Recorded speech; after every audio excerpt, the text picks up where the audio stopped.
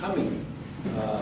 It's an honor, a delight, a pleasure to be here today. I want to say thank you to the Buddhist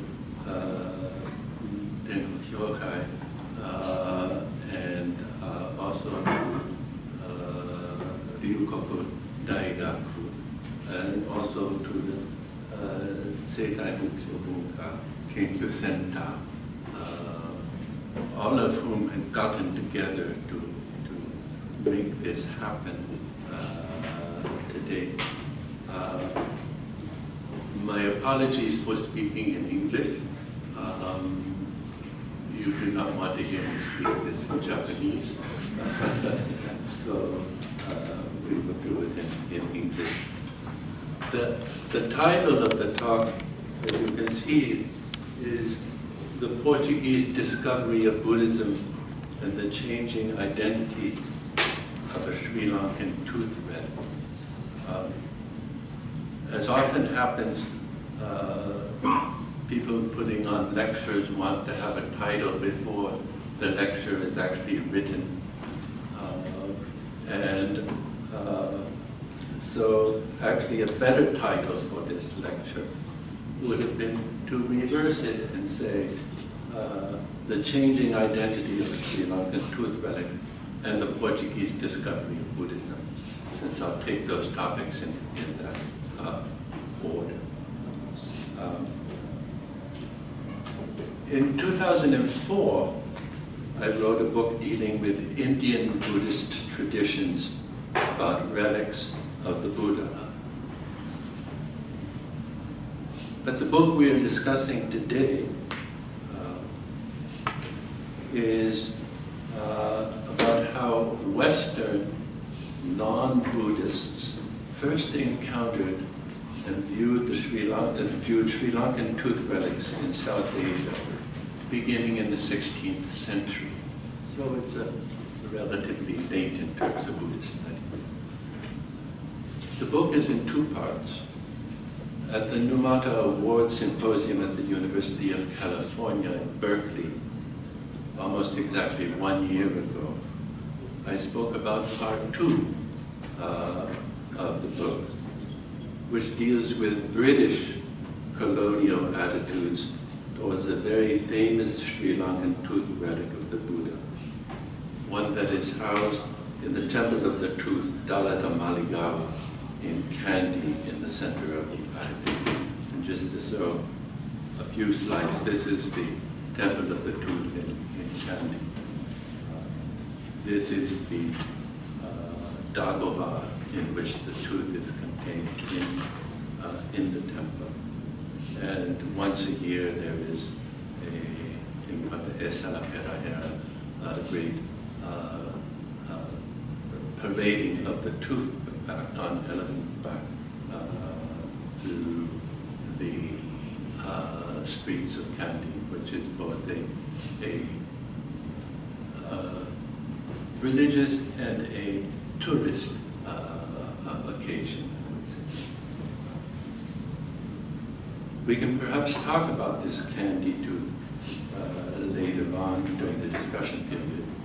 But today, I want to focus on part 1 of my book, which deals with early Portuguese colonial attitudes towards a quite different and less well-known Sri Lankan tooth, something that may or may not be a Buddha's tooth relic, and that I will call simply the Portuguese tooth. Let me begin with a story. I like stories. I'm not beginning with history. In fact, I don't think I'll ever get to history, but I'll get to stories. Let me begin with a story about this Portuguese tooth. In the fall of 1560, Dom Constantino de Braganza, taking it in, the viceroy in charge of all Portuguese colonial interests in Asia left the city of Goa in western India, that was the Portuguese capital in India, and sailed with a fleet of ships down the coast of Sri Lanka, down the coast to Sri Lanka. There, he attacked and conquered the city of Jaffna on the northern end of the island. You see Jaffna at the very top there, and he's coming around from the left-hand side. While looting the principal royal temple of the city, this is a modern photo of what the temple looks like today, his men found a small box adorned with precious stones. Inside, there was a tooth. The men quickly took this tooth and its box to Don Constantino, and it was made clear to him that it was an important, sacred object of worship for people of the whole region, and that kings and princes far and wide might be willing to pay large sums of money in order to buy it back. So Don Constantino took the tooth with him back when he returned to Goa, and there he decided to hold it for ransom, thinking not only that he could profit personally from it, but that its sale might also benefit the finances of the state. And indeed, soon various offers came in from rulers in the region. The viceroy was just about to accept the best of these offers. The sum of 400,000 gold coins is mentioned, when the Roman Catholic Archbishop of Goa, Don Gaspar de Leal, heard of his plans and decided to intervene. The next Sunday in church, Don Gaspar preached a sermon in which he told the viceroy and everyone else in the congregation that the tooth could not be sold to the heathens for any amount of money, for such a sale would be an insult to God and would only encourage idol worship.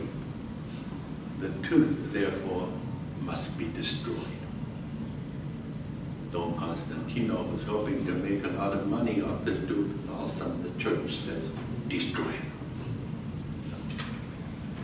Don Constantino and his officials tried to argue that good things could be done in support of the church with the money that they might get for the tooth.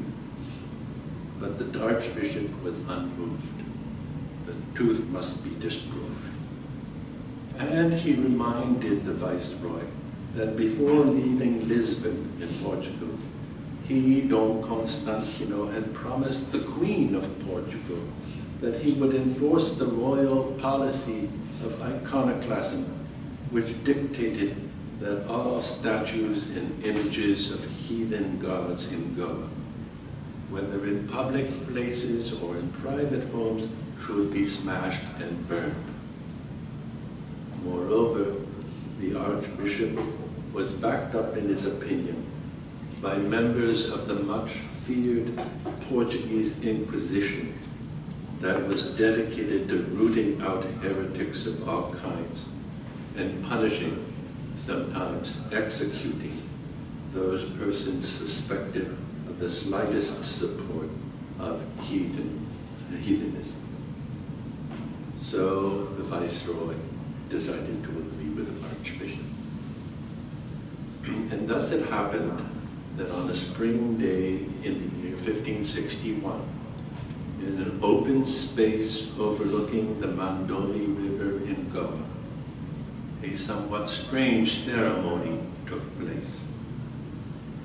In front of a great crowd of spectators, including the Archbishop and other members of the church clergy, and the hidalgos, the Portuguese noblemen of the town, and the general local population, Don Constantino took the tooth out of its box and held it up for all to see.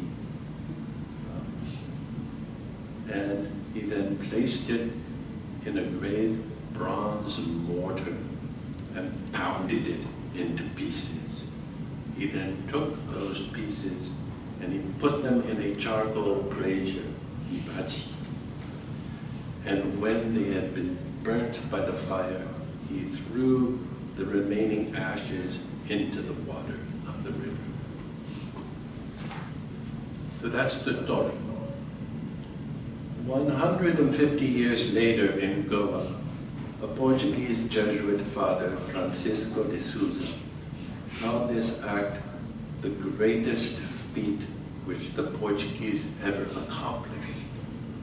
I have my doubts about that, probably exaggeration, but I want to explore with you today the many meanings that were given over the course of the next 1.5 centuries to this act of ritual destruction. As we shall see, unlike the candy tooth, the Portuguese tooth has had multiple identities.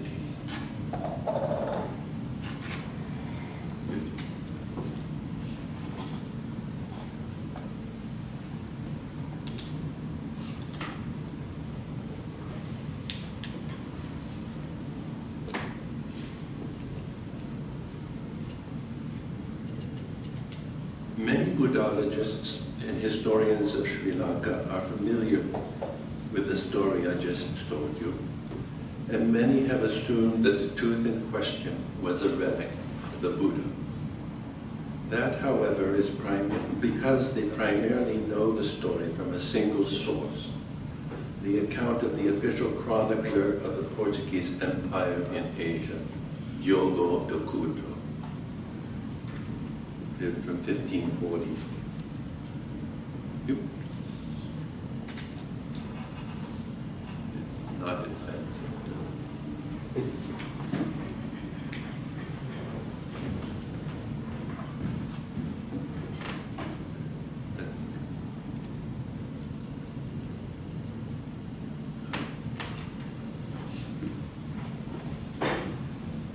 Diogo de Couto was the one to tell us about the belief that the tooth was a relic of the Buddha. His account, however, was not published until 1616, 56 years, that is 2 whole generations after the destruction of the tooth in 1561. Both before and after him, many other Westerners, scholars, adventurers, travelers, churchmen, colonial officials, told the story in their own writings in Dutch, Latin, Portuguese, French, Spanish, English, and German. Here is a list of some of them. In researching my book, I decided to read as many of these other sources, other than de Couto's as well, as possible.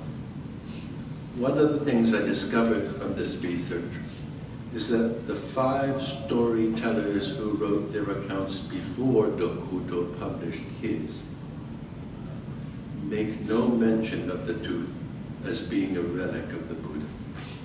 Instead, they call it either a tooth of the devil, or a tooth of a monkey, or the tooth of the god Hanuman.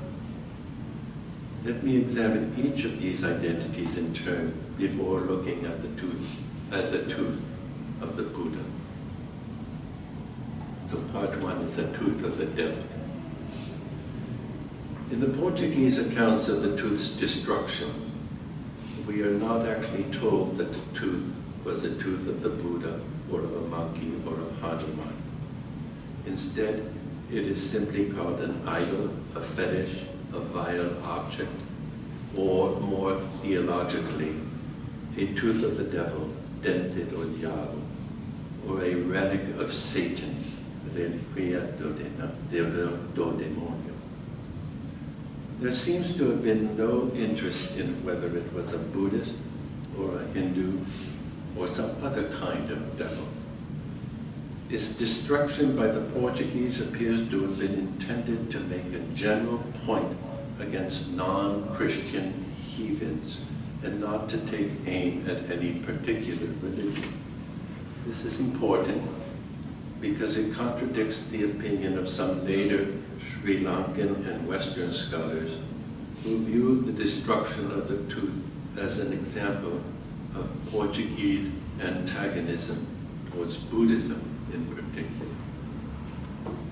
In fact, in the 16th century, Westerners in general, and the Portuguese in particular, did not really distinguish between types of quote-unquote heathenism. In their eyes, there were only 4 kinds of religious people in the world: Christians, Muslims, Jews, and heathens. In other words, distinctions were made between Western monotheisms, which were divided into the 3 known traditions of Christianity, Islam, and Judaism, while followers of all other religions, including those that we would now call Buddhism and Hinduism, Jainism, spirit cults, etc., etc., all those were all lumped together in a single category. They were all thought to be idol worshippers and ultimately, by the Portuguese, followers of the devil.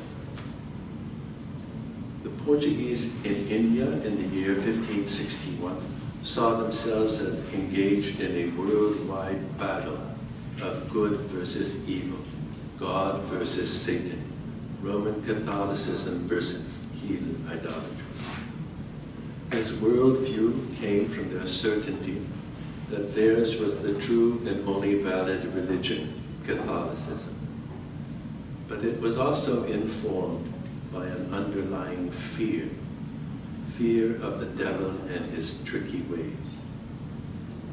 For them, the tooth was a sort of demon, a tool being used by the devil to propagate heresy. Its continued existence was something to be feared, and therefore something that should be destroyed with great thoroughness. Just to throw it away was not enough. It had to be crushed, burnt, and sunk into the waters, the very same way, incidentally, that Moses in the Bible had destroyed the idol of the golden calf when he came down from Mount Sinai and found some Israelites had strayed and started to worship it, the calf, rather than the biblical God Yahweh. Part 2 is a monkey's tooth. In time, however, the Portuguese became interested in giving a more specific identity to this demon.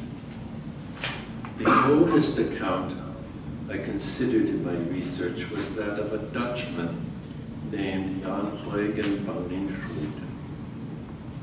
In 1596, he declared simply that the relic that the Portuguese found and destroyed was the tooth of an ape or a monkey, and it was thought to be the holiest thing in India and attracted more pilgrims than the Christian shrine of Santiago de Compostela in Spain. Van Linschoten lived in Goa in the 1580s, where he was the private secretary of the Archbishop who had succeeded Dom Gaspar, the one who had called for the tooth to be destroyed. Van Linschoten was a keen observer and careful record keeper who had access not only to the Goan state archives, but to persons who had lived in Goa when the tooth was destroyed. One would think that if that tooth had been thought of as a relic of the Buddha, Van Linschoten would have known this. But no, he calls it simply the tooth of a monkey. So how did this happen? Or even more importantly, why did this happen? Some scholars have suggested it was simply, oh, it's going the thing.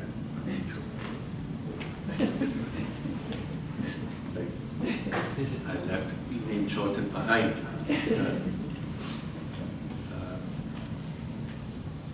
Some scholars have suggested it was simply a matter of linguistic confusion, the result of a misunderstanding.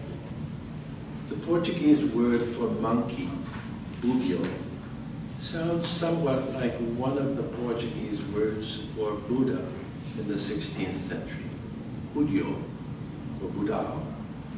So Hanna Wojciechowski, a professor of comparative literature at the University of Texas, imagines a scenario in which a translator tells some Portuguese soldiers the relic they have captured is a tooth of Budio, but this gets misunderstood as a tooth of Budio, a monkey.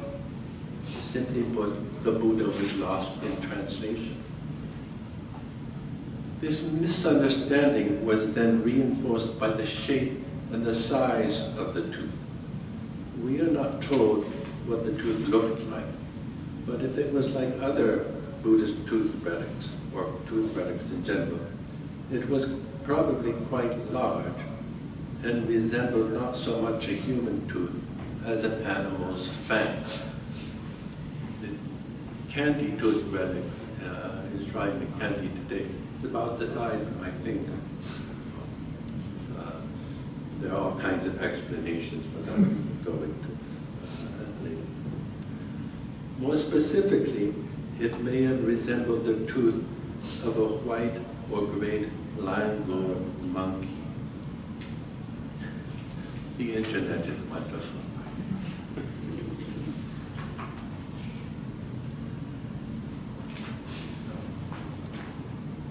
Langur monkey, a monkey that displays its prominent fangs when upset, and that the Portuguese in 16th century South India and Sri Lanka would have been familiar with. Even today, langurs are well known in India. For example, at the recent G20 meetings in New Delhi in 2023, the Japanese Prime Minister was there. The Indian government put up picture posters of langurs with bared teeth to scare away the hundreds of smaller macaque monkeys who were thought to be pests and bothering the invited delegates and destroying some of the food stalls.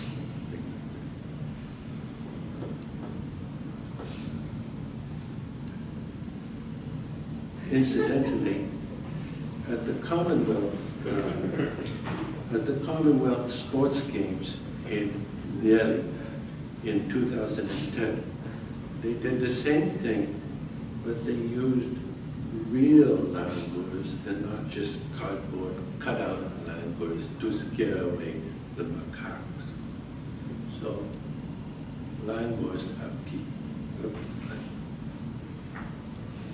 More seriously, however, if it was a linguistic or other confusion that made the Portuguese call the Budio, Buddha, a bugio, monkey, there were also underlying reasons for the quick acceptance by the Portuguese of this mistaken identity. When people in a position of power fear something, they not only try to destroy it, they also try to belittle it, to insult it, to demean it. The Portuguese word for monkey, bugio, or alternatively macaco, was used in the 16th century as a racially and sexually charged insult for non-Europeans, and so was a way for the Portuguese to assert their superiority over colonial subjects. Parenthetically, the same derogatory term in English, ape, was used by British colonialists from Ireland to Australia throughout the world. To call someone a monkey is to ridicule them, to insult them, to belittle them, to make them seem primitive and suggest they have no culture. To conclude that a whole people are worshippers of a monkey's tooth is to categorize them as primitive fetish worshippers or idolaters. as even less than monkey. Part 3 is on Hanuman's tooth.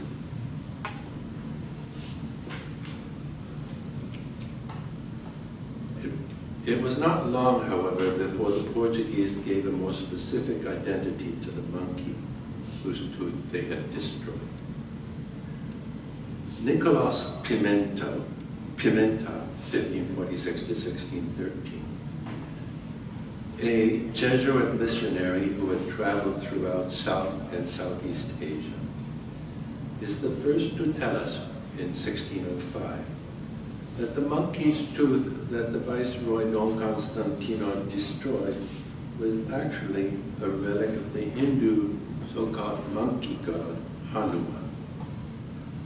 This opinion became quite popular and was repeated by several other scholars before Dokuto.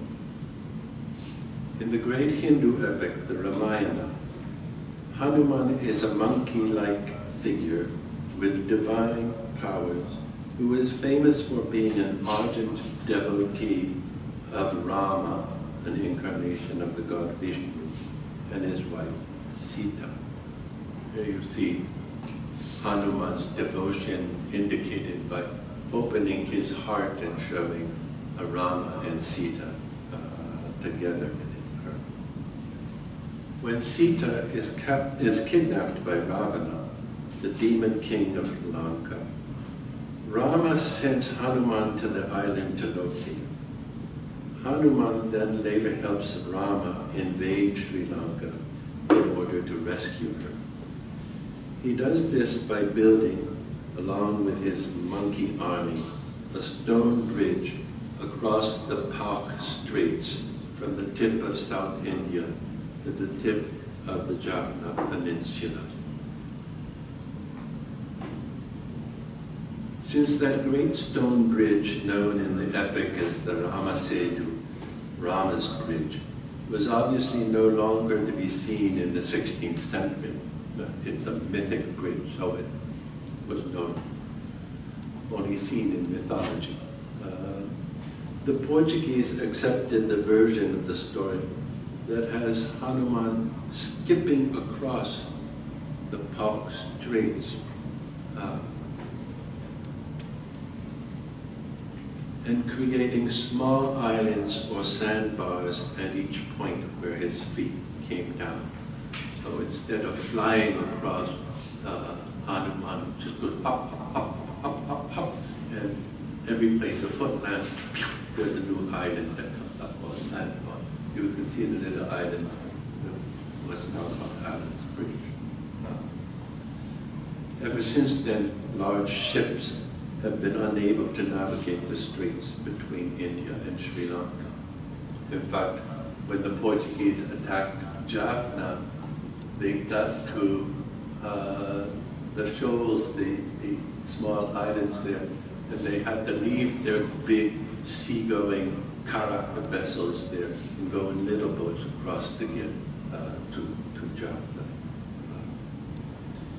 Because of his fame in the epic, Hanuman was given a place in the Hindu pantheon of gods, and he is today, and was in the 16th century, worshipped throughout much of India.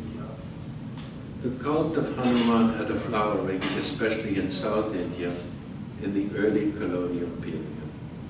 So it's not surprising that the Portuguese were aware of his story. Hanuman was known in Goa, where the Portuguese destroyed several temples dedicated to him. He was also known in Jaffna. But it's unlikely that Pimenta, Nicolaus Pimenta, and the other authors who affirmed that the tooth they destroyed was Hanuman's tooth got that information from the people of Jaffna. Today, the chief god worshipped in the temple of Nallur in Jaffna, where the tooth was most probably found, is not Hanuman, but Murugan, the Tamil god of war. To my knowledge, a tooth has never been used as a symbolic object representing Hanuman, like the lingam for Shiva, or the Veda, the spear, for Murugan. In fact, in iconography, images of Hanuman almost never show his teeth, not a big feature in images of Hanuman. And they are little mentioned in his mythology. It looks like the notion that the tooth belonged to Hanuman was not a Hindu or native tradition, but a Portuguese invention. But this only makes me ask, why would the Portuguese make up such an identity? What did they intend by doing so? In other words, why Hanuman? And here I would like to return to something that Numata and the others say about Hanuman. They all declare that his home, his place of origin, was a temple of Vishnu in Vijayanagar in South India. The same thing is true in the Ramayana story. Hanuman is also said to come from Vijayanagar, which is called Kishkinda in the epic, and is known as the land of the Vanaras, of the monkeys. It was there that Rama first met Hanuman and recruited him to help with the invasion of Sri Lanka. Eventually, historically, Vijayanagar became a great kingdom whose human ruler was thought to be an incarnation of Rama, while Hanuman, as Rama's lieutenant, came to be worshipped as the guardian deity of Vijayanagar. There are old Vijayanagar coins that have been found that have the two sides of the coin. One side is an image of the ruler, and the back side is an image of Hanuman, who is protecting and giving access to that ruler. There are also many ancient statues of Hanuman that may still be found among the ruins of Vijayanagar, now known as the town of Hampi in Karnataka, prompting the archaeologist who first excavated the site to declare that the monkey god Hanuman was the most popular deity in the whole country. When the Portuguese first arrived in South Asia at the start of the 16th century, Vijayanagar was the preeminent, most important power in the region, with ports on both the Arabian Sea and the Bay of Bengal, and engaging in trade with countries as far away as China. It was truly an empire, and it had several puppet or client states in South India and also in Sri Lanka. Sri Lanka at that time was divided into many small kingdoms, and several of them that were client states of Vijayanagar. And that was true also of Jaffna. The Vijayanagar Empire ensured its control over these dependent client states by demanding they pay an annual tribute of money, and also by a symbolic ritual control that their king, the king of the client states, ritually venerates something that would show his loyalty to the empire. In my book, I argue that Hanuman in Jaffna was not worshipped by the people at large as a popular god. After all, Hanuman was a foreigner, an invader of the island, but was venerated by the royal family and governmental officials as a symbol of their link to Vijayanagar, of their loyalty through Hanuman to Rama and through Rama to the emperor of Vijayanagar, who was thought to be an incarnation of Rama. Mythologically, the story of Hanuman hopping across the Palk Strait, creating small islands at every hop, shows that symbolically he was seen as a link between Vijayanagar and Jaffna. And ritually, the worship of Hanuman's tooth served to maintain that link. The Portuguese understood this For them, Hanuman was not so much a Hindu god as a Vijayanagara god. And when they conquered Jaffna, the Portuguese did not kill the local king or send the local king of Jaffna into exile. They did not even depose the local Jaffna king. Instead, they made him into their vassal. But to do this, they had to send a very clear message that they, the Portuguese, were replacing Vijayanagara as the new overlords. And what better way to do this than to destroy the tooth of Hanuman that was emblematic of Jaffna's former subservience and loyalty to Vijayanagara. The Portuguese destruction of what they declared to be Hanuman's tooth was thus not primarily a religious act, but a political one. So part 4 is the Buddha's tooth. The empire of Vijayanagara lost much of its power when it was defeated by Muslim forces from the north of India in a major battle in 1565, just 5 years after the capture of the tooth by the Portuguese in Jaffna. Vijayanagara survived another 70 years, but as a weakened state. With the end of Vijayanagara's dominance in the region, Hanuman's symbolic significance declined and was no longer useful or important for the Portuguese to maintain.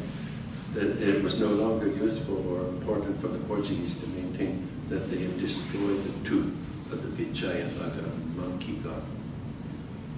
Therefore, they were open to claiming a new identity for the tooth, which they had already destroyed, but post-destruction new identity of the tooth. And this they found in the Buddha. As we have seen, Diogo de Couto was the first to say that the Sri Lankans thought the tooth was the Buddha's. Subsequent Portuguese writers then expressed themselves on this topic with increasing affirmation. For example, João Ribeiro, a Portuguese soldier who served 18 years in Sri Lanka fighting the Dutch, says that though Westerners often say the tooth was that of a monkey, it is better to claim it was the tooth of Buddha, the Buddha. In 1687, the great Jesuit historian of Sri Lanka, Fernão de Queiroz, was even more assertive. It was, he declared, a manifest error to say that the tooth belonged to Hanuman. Without a doubt, in his opinion, it was the Buddha's. Once again, it was politics more than theology that led the Portuguese to making this affirmation. As Vijayanagara waned, the kingdom of Pegu, now called Bago, and centered in Burma, or Myanmar, rose and quickly became the most important state in the whole of Southeast Asia. So Vijayanagara goes down, Pegu, Its empire, Pegu's empire, soon extended well beyond the borders of present-day Myanmar, and it dominated trade in the whole of the Bay of Bengal.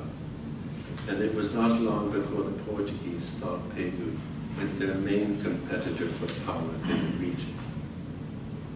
The kings of Pegu, unlike the kings whom the Portuguese encountered in Sri Lanka, were clearly fervent Theravada Buddhists. And one symbol of their prestige and power was their possession of a tooth relic of the Buddha, which they claimed to have acquired from Sri Lanka around 1575. The Sri Lankans dispute this, but Peguans claim it. The Portuguese were well aware of this Peguan claim, and I maintain that one of the factors behind their changing the identity of their tooth from Hanuman to the Buddha was so they could say to the Peguans, no, you did not get the tooth of the Buddha from Sri Lanka. What you got was a fake, a false tooth. We got the tooth from the Buddha from Sri Lanka, and we destroyed it. They also said this with an eye on the kingdom of Kandy, which never accepted that Pegu was king. So they were also, and this tooth was in Kandy also at the time, and they were also saying to the kingdom of Kandy, no, no, no, the tooth that you have in Kandy is a fake tooth. We got the real tooth, and we destroyed it. The Portuguese encounter with Pegu awakened their minds not only to the religious and also the political importance, not only to the religious, but also to the political importance of the Buddha. What is more, it affected the way they viewed his life and the story of the relic. An example of this may be seen in the unusual way Dokudo and other early writers recount the story of the Buddha's death. For them and for the Portuguese in general in the 17th century, the Buddha did not just live and die in India. He also spent time preaching in Sri Lanka, and from there he then, quote, traveled to Pegu and adjacent countries, converting the heathen and working miracles. And according to this version of the Buddha's life, he dies in Pegu, and on his deathbed, he pulls a tooth from his mouth, and he sends it to Sri Lanka as the greatest of relics. There is, of course, no basis for this story in any traditional biography of the Buddha. But as I argue in my book, the Portuguese here are reworking an apocryphal Mon, Lower Burma tradition that was current in pagan times. So I want to switch gears now in part 5, talk about the Buddha's tooth and the Portuguese quote-unquote discovery of Buddhism. Discovery from a Western perspective, not from an Asian perspective. The growth of this view that the Jaffna tooth was a Buddha relic went hand in glove with what I call the Portuguese discovery of Buddhism. The first phase of this was the realization of the diversity of heathenism that I've already talked about. As mentioned, up until the year 1600 or so, Europeans made no real distinctions between religions that we would now distinguish as Buddhism, Hinduism, Jainism, etc. But they lumped them all together as heathenism. Starting in the 17th century, however, the Portuguese began to see diversity where they had not seen it before. And in particular, they started to make distinctions between Hinduism and Buddhism. Keros, for example, speaking about Sri Lanka, was emphatic about this. Quote, "It is absolutely necessary," he declared in 1686, "not to confuse the sect of Buddhism with that of the Vedas or the Brahmins, a mistake into which some have fallen." He then goes on to give a fairly accurate summary of the legend of the Buddha, quote, "as it is recorded in Sri Lankan scriptures." And he gives a description of Sri Lankan Buddhist monasteries, their place in society, and the function and hierarchy of their monks. He contrasts Buddha images with what he calls the monstrous idols of the Hindus. Hindu images with many arms. There's what that image of Hanuman, things like Buddhist images just seem more normal.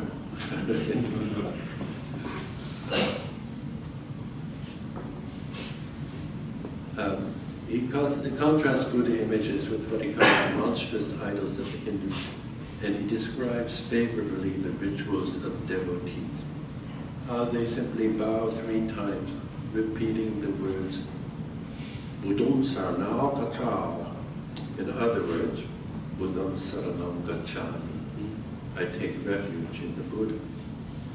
Altogether, Keros, although he objects to some Buddhist doctrines, seems somewhat to respect Buddhism and definitely prefers it to Hinduism, Islam, or Judaism. So distinctions are being made. And Buddhism is sort of coming out on top in the Portuguese view.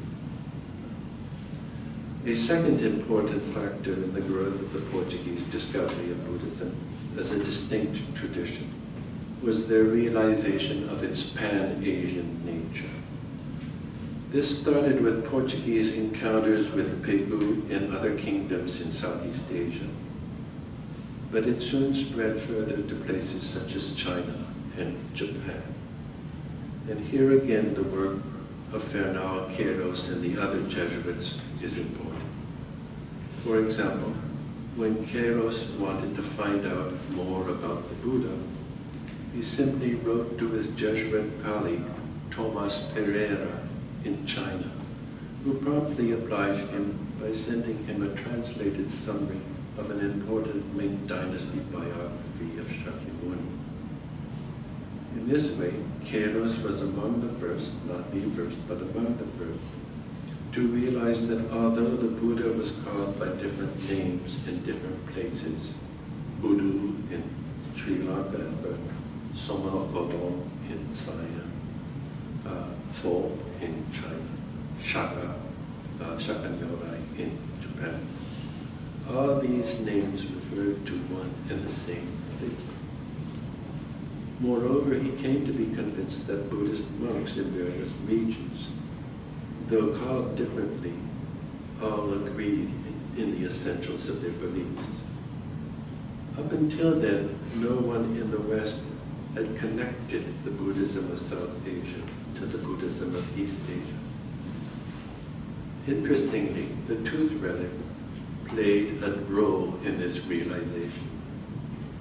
A junior colleague of Queiroz, a Portuguese Jesuit who was born in Brazil and moved to Goa, named Francisco de Souza, wishing to explain further how the Buddha of Pegu is the same as the Shaka of Japan, wrote in 1710 that in the city of Miyako, that is Kyoto, there is displayed a tooth of the Buddha with great solemnity.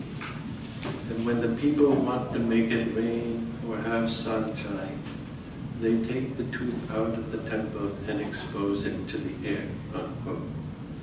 And he goes on to speculate that it may well be that the Buddha gave a tooth relic of his to the people of Japan and preached to them just as he did for the people of Sri Lanka. De Souza says no more about this tooth that was venerated in Kyoto, except that it was brought there from China. Speculating, I like to think it may have been the tooth that was brought to Kamakura in the 13th century during the reign of the shogun Sanetomo, which was then moved from Kamakura in the 14th century to the Shokoku, north of the present-day imperial palace here in Kyoto. Alternatively, it may have been the tooth relic, another tooth relic that was brought back from China by the monk Tangkai, also in the 13th century, and enshrined at the Senyuji in Higashiyama-ku, where it remains today. Through such reports and the realization of the pan-Asian presence of Buddhism, and indeed of the Buddha, a new image of the Buddha arose in the minds of the Portuguese. The Buddha had managed to establish his religion throughout the whole continent of Asia. And the Portuguese thought, how did he do it? That's what we want to do. And they wished to do it, of course, not with Buddhism, but with their own religion, Roman Catholicism. In the minds of Queiroz and de Souza and others then, Buddhism came to be seen as their chief rival in winning the hearts of Asians everywhere. Conclusion. In my talk today, and in much greater detail in my book, I have tried to give a chronicle of the Portuguese story of the tooth they captured in Jaffna in 1516. We have seen how, after that capture, the Viceroy Don Constantino first thought he might sell his prize for material gain. In other words, he understood the tooth to be a valuable commodity. But under pressure from the church, he soon gave up that understanding to adopt a religious view of the tooth, or a negative religious view of the tooth, that it was an idol, a tooth of the devil. This led to it being ritually destroyed in Goa. That could have been the end of the story, but it was not. Stories allow destroyed objects to live on, and so, as we have seen, the Jaffna tooth had several other lives in stories. As a relic of a monkey, of Hanuman, and of the Buddha.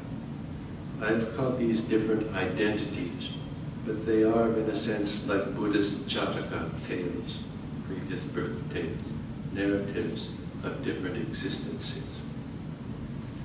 I have suggested that these stories about a destroyed but potent object served as one of the avenues through which the Portuguese came to a clearer understanding of Buddhism. It should be noted that they achieved this about 100 to 150 years earlier than the British or the French, who even in the late 18th century and even the early 19th century still thought of the Buddha primarily as an incarnation of Vishnu, and had still not realized the pan-Asian nature of his religion. If you read old 18th century French and English encyclopedias, they have one entry for the Buddha, they know the Buddha, they have another entry for, they have another entry for structure, and no cross-references at all. It's as though they're treating them all separately. But the Portuguese have already discovered the connections. The Portuguese were not the only ones to tell stories about tooth relics, however. In closing, therefore, I would like to recount a Sri Lankan tale from a 13th century Pali text called the Chronicle of the Tooth, Datavamsa. Before it came to Sri Lanka, we are told, the candy relic was in India, and there it got stolen by a non-Buddhist king named Pandu. He, out of spite, decided to destroy the relic, and do the same thing Constantino had done. He had it thrown in a fire, but it did not burn. He had it put on an anvil and smashed with a hammer, but it did not shatter. He had it put in a tank of water, but it did not stink. Finally, he had it buried in a pit and trampled by elephants, but it re-emerged on a lotus blossom, according to the Datavamsa. When I first read this story, I immediately wondered whether or not the Portuguese had been aware of it and simply reworked the end results successful. For apart from the last attempt to have the tooth trampled by elephants, which the Portuguese did not try, Pandu, long before Don Constantino, tried everything the latter did, burning, smashing the tooth, sinking it in water, with the difference that none of that worked. The tooth was not destroyed because in Buddhist legends, genuine relics are indestructible. And in Christianity as well, Christian relics are indestructible. It's only the relics of other people that get destroyed. The story was well known in Sri Lanka, and even today is illustrated in this fresco on the walls of the monastery in Kelaniya.